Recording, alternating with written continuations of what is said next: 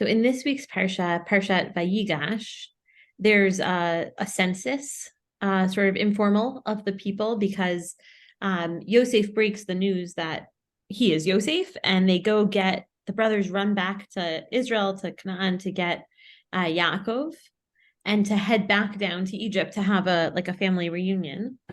And the census lists often hide very interesting midrashim. Like the midrash loves all the names and the connections between the people. And so two interesting women make their way into the story of the census here. So I want to look at both of them. Let me share my screen because I can share this with you also. And then here you go. The list is very organized. It goes through each child, each wife and their children, and then sort of numbers them as they go. But I'll also share the screen with you, Charles. So the pasuk says, right, Ela b'nei Leah. The text has gone through each of the children of Leah, Asher Yalda Yaakov b'Padan Aram, that she birthed with Yaakov in Padan Aram, ve'et Dina bito, and Dina, her daughter, or his daughter, Yaakov's daughter, kol nefesh banav uvnotav shloshim v'shalosh. And actually, when I went to Sefaria, it says, right, all of his grandsons and granddaughters are 33 souls. But when you go back and count through those psukim, you get to 32, not to 33. Right, so the midrash sort of goes wild. That's like an excellent invitation for the midrash. And interestingly, when you click on the screen in Sefaria, let's see if I can get that for you. Hold on. Sefaria, here it is. You'll see that there's a little asterisk. I'm just gonna make it a little easier to see here. Oops, there we go. Oh, lost her. Right, it says, gosh, I lost him. Judah's son God's. Here it is. This asterisk, when you click on it, it says 33, including Jacob, which is like a heavy midrashic tradition. So it's interesting to me, right? So the text knows that something has gone wrong. So Rashi is really only interested in one answer. He says, right, he identifies the problem. There are only 32. Who is number 33?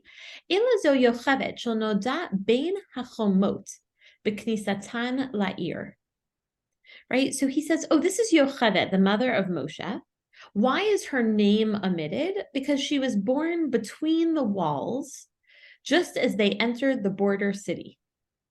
And so the idea is that Yocheved is conceived in Canaan by her father Levi, and she's born as they enter into Mitzrayim. So she can't be listed in the census because they don't have her name. She's what's the word? She's gestating, right? Or she's being gestated.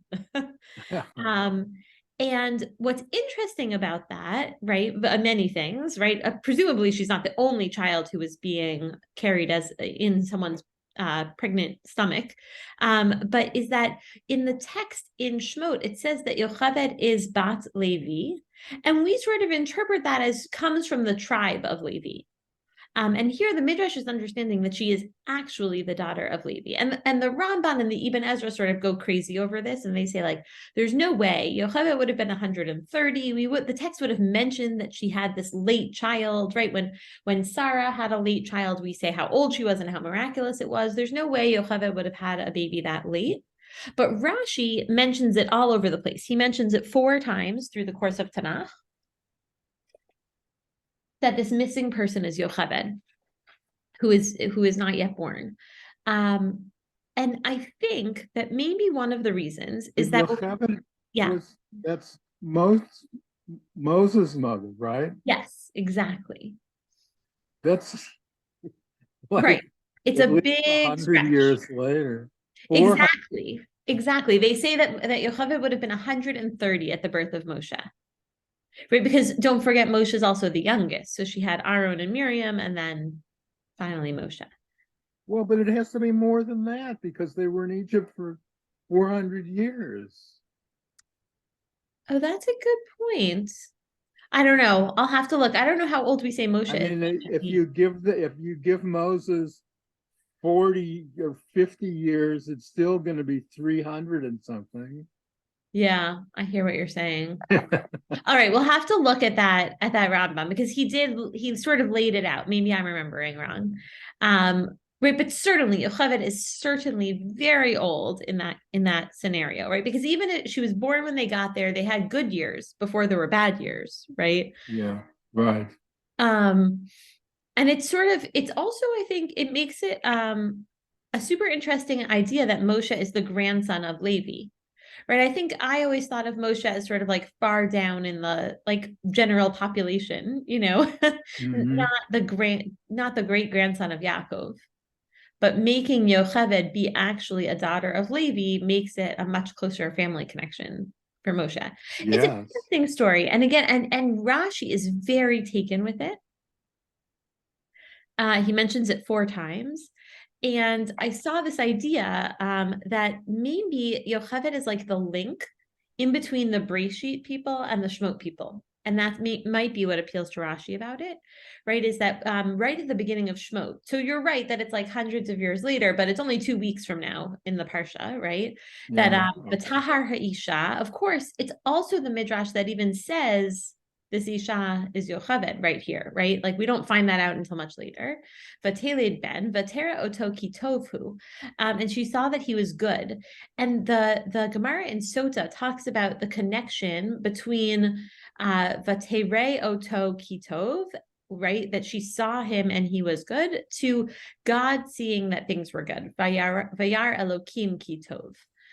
Especially the light, right? The Gemara in Sota says that when Moshe was born, his home was filled with light because it was just like in Breshit. And so that perhaps Yocheved she wasn't there at creation, she's not that old, but she sort of is the tie between the story of Breshit and the way that the story unfolds in Breshit and then the story of Shmot. And I think that idea is what we're going to see in our next woman also. This idea that like the Meforshim really want to connect our national story to our Breshit story, like our sort of nuclear Mm-hmm. family story. And so we don't want it to be that, we went down to Egypt and everyone died and changed and assimilated. And then there was the slavery.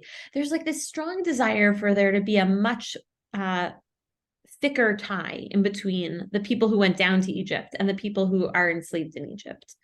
Not for them to be the grandchildren and great grandchildren and what have you.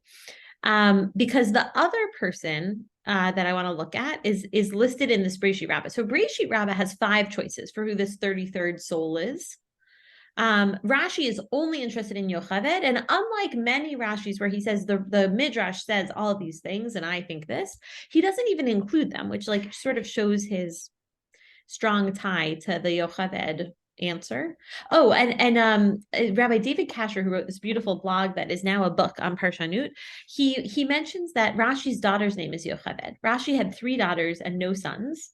And there's like a very strong understanding or tradition that Rashi educated his daughters as he might have educated sons, and that then they went on to marry men who were rabbis who became some of the great commentaries in France at that time, the Tosafot. And so, Rashi's children went on to like have more Torah scholars. We don't often call them Torah scholars in their own right.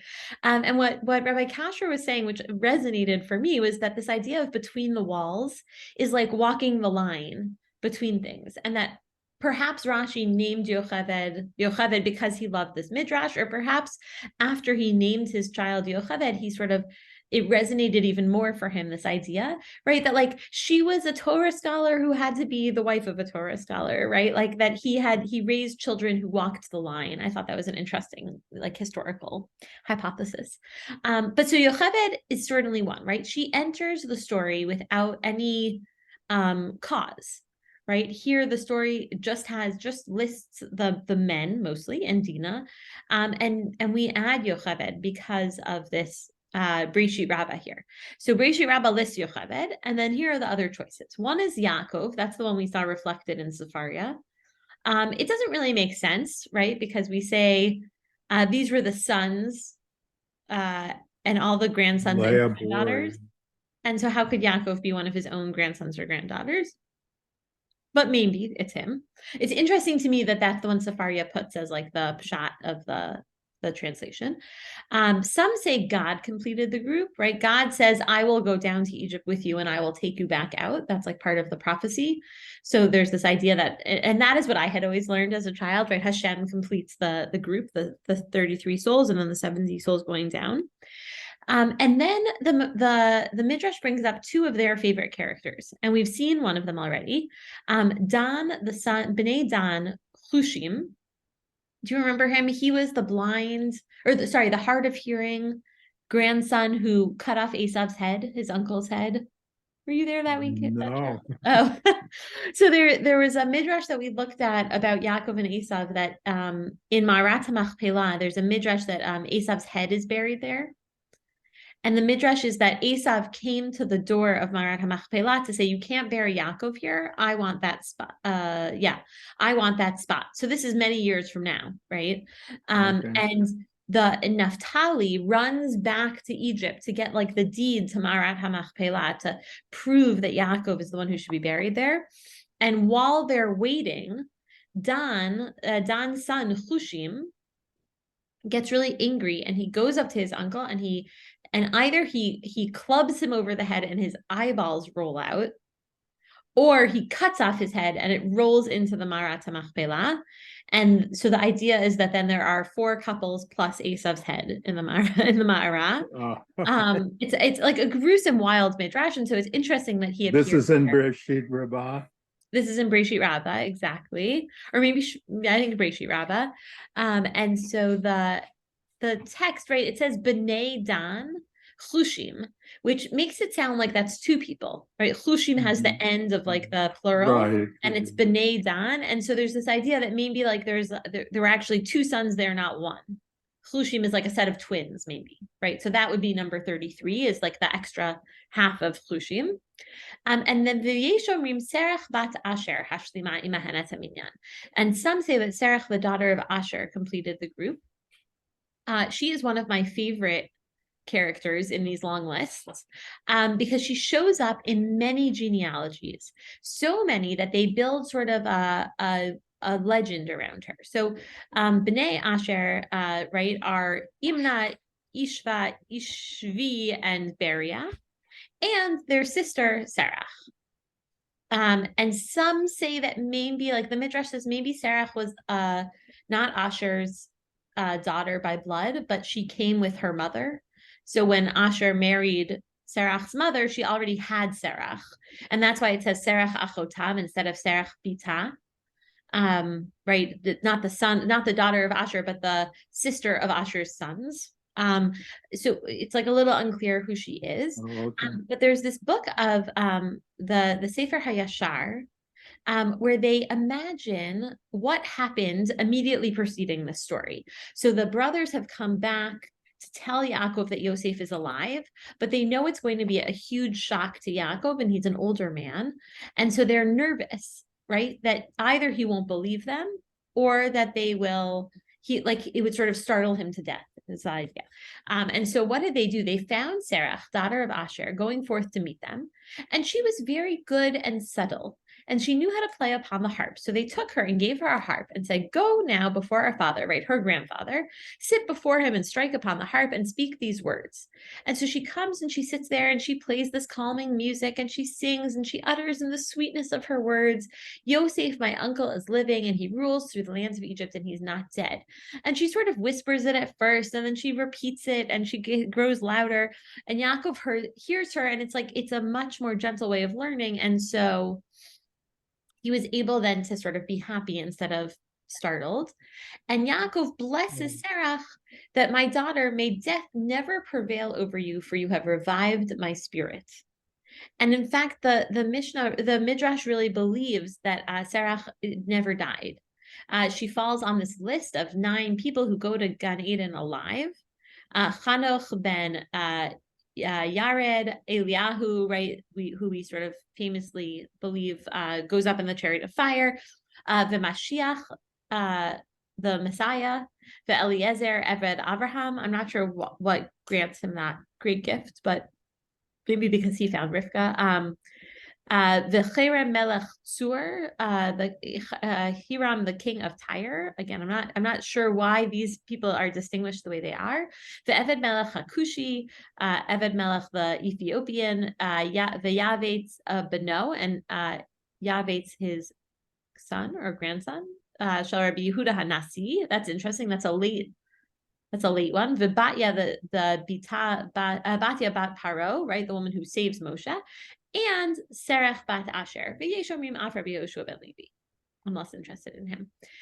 So the question is, what's the benefit to having Serach stay alive? And the answer, possibly, is found in the Pirkei Rabbi Eliezer on Shmot. So again, this bridge, right, that Serach comes in from the Bereshit story, from the people who interacted directly with Yaakov, right? She sings to Yaakov Avinu. When Moshe and Aaron come before the Ziknei Yisrael, they make these signs. And the Midrash says, well, how did anyone know what the signs were going to be? Right? If there was like this ancient tradition that came from the Bereshit side of the story, how did anyone know it when it came time to use them? And so the answer is that the Serach bat Asher was still alive, right? So she knew the signs that were going to be used to sort of pull us out of Egypt. And the people knew that there was this wise old lady who lived with them who was going to be the connection between the Bereshit, like sort of nuclear story, and the Shmot national Exodus story. And that she was that person who would be that connection. And so, of course, we could say that then she went on to die. And actually, when I was doing my research, there's a Persian community that says that that they think that Serach bat Asher started their shul, like lived amongst them until the 1100s. Right. So like, I think part of what makes these midrashim so powerful is that people like to believe that kind of thing, right? They like for there to be links between the old and right, that nothing is sort of fully lost or nothing has to be imagined. Everything has like an understanding somewhere. And so it's interesting to me that it's two women. There's like a strong mimetic component to this, that it's both Yocheved and Serach who are the people who connect. They don't say that, right? Dan Bnei Dan Chushim might be the 33rd person, but he's not going to get this like mythical lore about him. It's only Serach and Yocheved that somehow become like this gap, stopgap, or the bridge between the gap, between the two stories. And also I think there's like a little bit, I don't know if nostalgia is the right word, right? But like sadness that Bereshit is closing, right? All of these powerful characters, the number of powerful characters shrinks drastically in Shmot, right? There's Moshe and Aaron, but it is no longer about the individual, and it's much more about the nation. And so I think the Midrash like wants to squeeze out a few extra individuals before we move on to this different enterprise of Torah learning. And maybe that's why they love Serach and Yocheved. So, but yeah, I think they're super interesting censuses because they do allow the Midrash the space to build out characters that might have been forgotten to us. And also that idea that like maybe, I love stories where like we say at the end, maybe they're walking among us, right? Like maybe Serach is here somewhere. And we've sort of lost that tradition of who she is and what she carries for us. But she's one of those people who are still alive and interesting. I wonder what the Persian community did with it. Yeah. Like the Lamed Vav Tzaddik. Yeah. Yeah, exactly. I think that's a great analogy, right? Like we want there to be special people amongst us. Who can help us connect to our history and connect to Hashem and, in a powerful way. Oh, I've lost my, my crowd has returned. Okay. Say hello. Who is it? This is Charles Weaver. Hi. Hi. He sometimes comes to our shul. Sometimes he goes to the Park Dominion. I'm gonna stop recording. Thank you